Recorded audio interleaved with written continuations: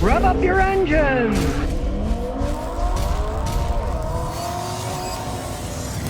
Well, GM's jumping in the hydrogen fuel cell vehicle. They're developing a fleet of hydrogen-powered medium-duty trucks for a Department of Energy pilot project. Of course, you know the government's funding this stuff. As GM said, and I quote, "We will design, engineer, and develop a fleet of hydrogen fuel cell medium-duty trucks to demonstrate how the capability and strength of our fuel cells can help real-world fleet customers." So they're making these trucks that are going to be hydrogen fueled. They'll have hydrogen, and then that goes in a fuel cell, and it turns into electricity and drives around, and the only thing that comes out is a little heat and a little water vapor. Now, $26 million for this project is coming from the Department of Energy, our taxpayer dollars. As per usual, GM jumps in a little late. Toyota had their hydrogen fuel Mirais a long time ago, right? Now GM's trying to jump in with big trucks to see if they can make them, and then they would have hydrogen-fueled trucks. Now, this is one reason that I do have to say it's a smart idea, because if you're going to do it with large trucks, that means it's commercial. And if it's commercial, the commercial areas, they can have a hydrogen fuel station at their warehouse or at wherever their office is, so they can always fill them up. They got a reasonable range, too. So normally I'd say battery electric giant trucks, okay, that's a joke. They're too heavy, they're too big, they won't go far enough, but these aren't battery-powered electric trucks. They're hydrogen fuel cells. And Toyota's proven with the Mirai they can work really well. The only problem is you need a hydrogen infrastructure. Why not start with the Department of Energy, where they can have their little areas where they have the hydrogen, and they'll know how far they have to go, and they'll know, okay, there's a hydrogen fueler there. They fuel fast because it's just like putting gas in, only you're putting hydrogen in and just squirt it in. It doesn't take that much longer than filling up diesel or gasoline. So finally they came up with something that, hey, let's do something that kind of makes sense. Make big trucks that can go a long distance without giant batteries and run them on hydrogen with fuel cells. The GM's starting us up. We'll see what happens. Will they ever make a bunch of big ones?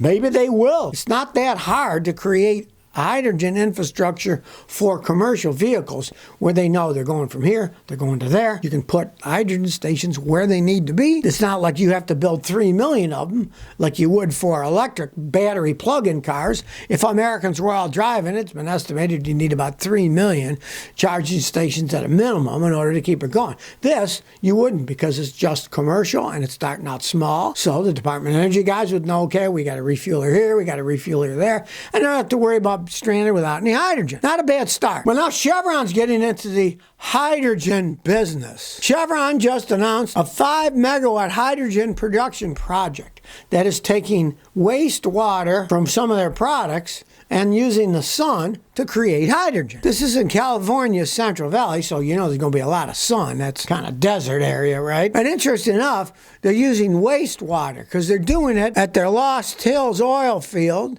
in Kern County, California. They do oil drilling and stuff. They got a lot of wastewater. It's got a lot of crap in it, right? Well, they're using that water and they're going to turn it into hydrogen for fuel. And they say that they're going to create 2 tons of green hydrogen every day using the wastewater and sun power. And of course, that would be a low carbon footprint because you're using the wastewater that they're already there. You got to do something with it. Don't just throw it and pollute the ground, right? And they're using sun power to power. Now, of course, it's going to be a while before hydrogen becomes an actual fuel. If it does, you can burn them in a car, but more often they're talking about hydrogen fuel cells that use the hydrogen to create electricity to drive electric vehicles around, not have to have big old batteries in them. So, hey, they're working on it. We'll see what happens in the future. Is hydrogen in the future? Toyota's bet on a little, and now Chevron is somewhat too. Oil connoisseur said, can I leave my Mercedes overfilled with an extra quart of oil until the next oil change? My friend has a 2010 Mercedes GLK 350. Had an oil change done. It was supposed to be 7.5 quarts, and the book said it was 8.5 quarts, but the book was wrong. The car runs fine. Should I leave it or should I get rid of the excess immediately? Okay, get rid of it. Drain it out. What happens when you have too much oil is you can blow the seals on the engine. And you might think, oh, it's just a seal. Yeah. Price putting a rear main oil seal on a Mercedes, crap. If you have way too much oil, there won't be enough space for the pistons to go up, down. The pistons will have too much oil, and the piston rods and stuff can bend. So you definitely want to drain it out now. He said it's running okay, so it hasn't damaged anything yet. And you only had a quart. If you had 4 or 5 quarts, you probably would have destroyed the engine driving it. But it's still too much oil, and it can end up blowing the oil seals. So suck that out and put the right amount in next time. Because if you overfill it, you're going to have problems. Blowing seals, way too much, 3 or 4 quarts, you can bend things inside the engine. Always check. What you want to do is, anytime you do an oil change, when you're done, park on a level surface so it's not at an angle, either front, back, or sideways, right? Flat. Let it sit for 5 minutes, then check the oil with a dipstick, and it should be at the top dot. And if it's over, you want to take some out. And then write down how much oil goes in it exactly so you know the next time you'll do it correctly. Right? George MV says, I got a Nissan Hybrid and it has code P0603. Car's running okay. The hybrid battery sounds a little different. Sometimes it doesn't feel smooth. Please help. Okay, well, that code is generally talking about low battery power from either a weak battery or bad connections on the battery or the wiring harness. This is one reason I tell people, you buy a hybrid car, you're going to expect some really expensive repairs, right? This is on a 7-year-old hybrid Nissan, so it's getting older. It's 7 years old, right? What you got to check is, first thing you want to do, that's a hybrid car. Okay, it's got the hybrid battery, but it also has the regular battery. First, test the regular battery. It's got a 12-volt battery. If that's bad, it can do all of that. Because people don't understand that the little battery is what starts them up. Then it goes to the big battery. Because if you had the big battery hooked up to the car, when you touched the body of the car, you'd be electrocuted. 200, 400 volts would kill you. So those batteries for the hybrid is all isolated. All those wires you see, they're orange, they're coated. Those are special wires that have isolation grounds in them because they can't be like a 12-volt battery where the battery wiring is all 12 volts and the body of the car is all negative 12 volts.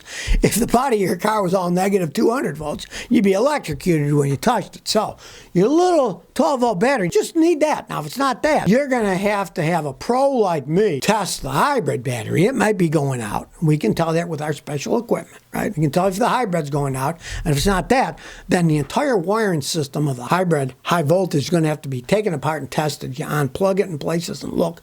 And if there's green corrosion, the corrosion is created because it could be a wiring problem too. These hybrid cars are extremely complex. When they break down, pray it's just your battery. Now, say if that was a Toyota Prius, I can just about guarantee you with that code, all it is a bad 12-volt battery. Being a Nissan, all bets are off. Could be anything. But do test the 12-volt battery and pray it's just that. Super Cool Bear says, I have problems with my tire pressure monitoring system, my 06 Mazda 3. I bought it new 18 years ago. I bought tires and I decided I'm going to swap out the sensors. I brought my own sensors, which I bought from Rock Auto, and it just won't work. They try to program it, it won't work. Help. Numero uno, I would never buy tire pressure monitoring sensors at Rock Auto. I would not buy aftermarket TPMS sensors. Those sensors are so sensitive to the software, and realize it's a wireless device. Each sensor wirelessly sends information to the module in the car to tell you what the tire pressure is of each wheel. You can't use aftermarket crap. With that, you really have to buy the OEM. If you ask any honest mechanic who knows his stuff, he's going to tell you, when you get critical electronic parts like those sensors, you have to go OEM. Half of the stuff's made in China aftermarket. It's crap. It won't work, or it'll break down soon after you put it in. I've had so many people bring me cars in the last 20, 30 years when Chinese parts started to take over, that they tried to fix their car. They put the correct part on, but they bought a Chinese part, and it didn't work right. And I said, you guessed right. You found out it was wrong, but the part you bought's a piece of crap. I would go buy an OEM sensor and fix the whole problem. So always do that. Don't try some Rock Auto sensor made God knows where. You have to go OEM on a lot of these sensors if you want them to work correctly. Well, if you've been listening to me for any length of time, I say don't buy Korean cars, Kia, Hyundai. Not a fan? Well, there's lots of reasons, but here's another one. Henrietta from Pennsylvania tells me, my sister and her husband were denied auto insurance on their 2020 Kia Sportage. State Farm said Kias and Hyundais are stolen too much in Pittsburgh. The thieves hooked into an OBD port and start the car, and goodbye. Yeah, well, I guess their insurance company, State Farm in Pittsburgh, saying we're not going to insure those things. They're stolen all the time. They have a right. It's a business, right? It's a private business. And if they see these things are stolen all the time, they have a right to say, well, no, we don't insure it. Just like if you're living, say, in the Florida Keys and you're 6 inches above sea level, a lot of places won't give you flood insurance. Hey, why would they sell you flood insurance when you're an inch from flooding and you're in a barrier island? You can't blame the insurance companies, right? And in this case, they're saying we're not going to insure these things because they're stolen all the time. Yet another reason not to buy a Hyundai or a Kia. So if you never want to miss another one of my new car repair videos, remember to ring that bell.